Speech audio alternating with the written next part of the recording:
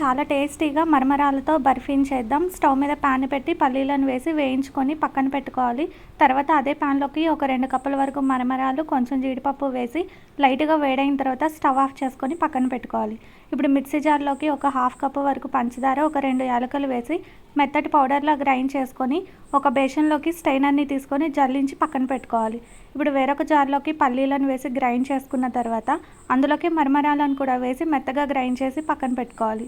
ఇప్పుడు మనం గ్రైండ్ చేసుకున్న పంచదార పొడిలోకి కొంచెం పాలను యాడ్ చేసుకొని సాఫ్ట్గా మిక్స్ చేసుకున్న తర్వాత ఈ మరమరాల పొడిని కూడా జల్లించుకొని దీని మొత్తాన్ని చపాతీ ముద్దలా సాఫ్ట్గా మిక్స్ చేసుకోవాలి.